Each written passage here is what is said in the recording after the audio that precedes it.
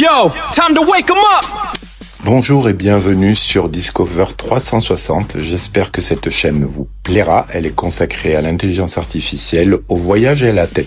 Yo, check the mic, 1, 2. N'oubliez pas de souscrire. Bonne écoute. Next cipher begin.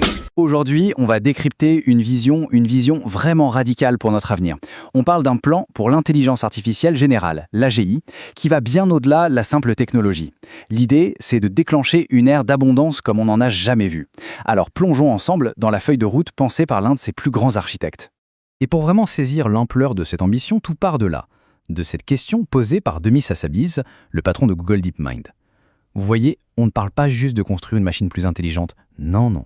C'est une quête quasi philosophique pour répondre aux questions les plus profondes de l'humanité. Alors, avant de rêver à ce futur, il faut faire face à un obstacle majeur, un problème fondamental. Il faut bien comprendre que l'IA d'aujourd'hui n'est pas du tout un échec, loin de là. Mais elle a un défaut bien précis qui l'empêche d'avancer. C'est ce qu'on appelle l'intelligence en dents de scie. Regardez ça, c'est la parfaite illustration du problème. D'un côté, on a des IA qui sont surhumaines, elles gagnent au Go, elles résolvent des problèmes de maths niveau Olympiade, elles prédisent la structure des protéines, un truc digne d'un prix Nobel. Et de l'autre côté, ces mêmes systèmes peuvent complètement rater des choses qui nous paraissent évidentes.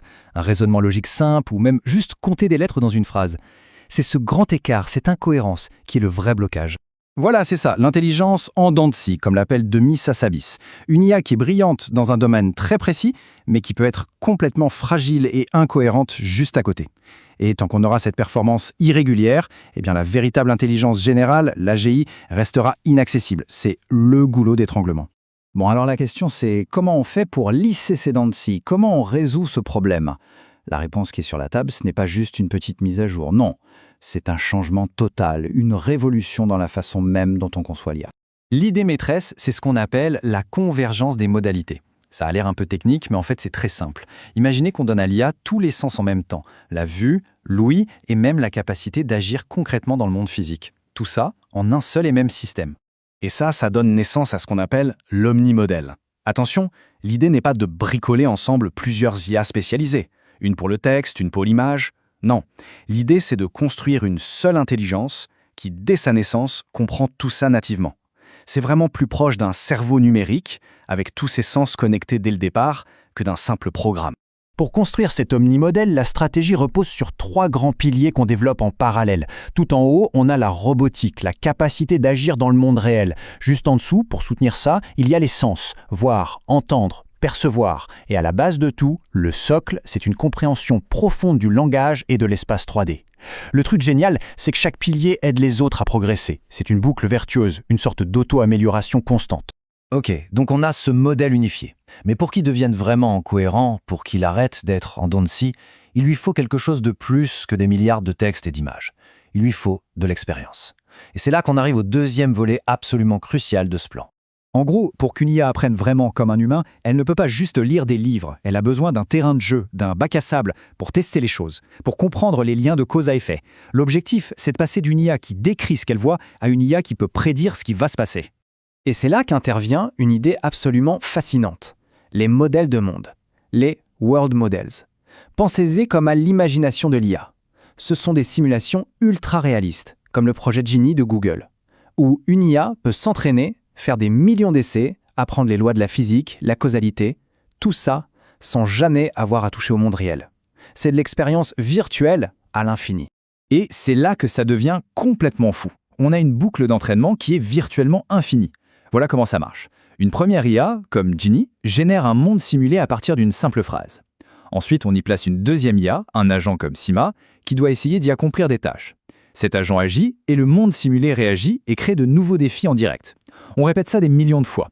On ne dépend plus des données créées par les humains, on a une machine qui s'auto-entraîne à l'infini. Alors, imaginons qu'on y arrive, qu'on ait cette AGI cohérente et expérimentée. Quelles seraient les conséquences pour nous, pour la société? C'est là qu'on passe de la technique aux implications. Et elles sont vertigineuses. Le chiffre à retenir, c'est celui-ci, 10x. D'après les créateurs de ce plan, la révolution de l'AGI sera 10 fois plus grande et 10 fois plus rapide que la révolution industrielle. Imaginez une transformation de cette ampleur, mais concentrée sur une seule décennie au lieu d'un siècle. C'est colossal. Et cette transformation nous ferait entrer dans ce qu'ils appellent l'âge de l'abondance radicale. une ère post-pénurie. En clair, un monde où les plus grands problèmes, l'énergie, la faim, les ressources, ne seraient plus limités par le travail humain. Mais concrètement, ça veut dire quoi?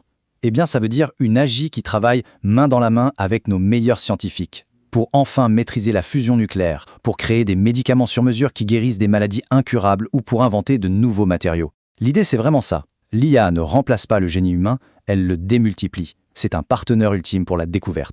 Forcément, une telle abondance, ça bouscule tout. Ça nous obligerait à repenser complètement nos modèles économiques et sociaux. Si le travail n'est plus nécessaire pour survivre, alors comment on organise la société? Des idées comme le revenu universel qui semblaient un peu utopiques deviendraient soudain des sujets absolument centraux. Il faudrait tout réinventer. Et ça nous amène à la dernière étape, la plus profonde, la plus philosophique. Si on n'a plus besoin de travailler pour vivre, qu'est-ce qu'on fait? Quelle est la nouvelle quête de l'humanité? Parce que l'objectif final dans cette vision, ce n'est pas l'AGI elle-même, ce n'est pas une fin en soi. C'est un outil pour nous libérer des contraintes de la survie, de toute la logistique complexe du quotidien, et pour enfin laisser l'ingéniosité humaine se concentrer sur ce qui compte vraiment, l'exploration, la création, la connaissance.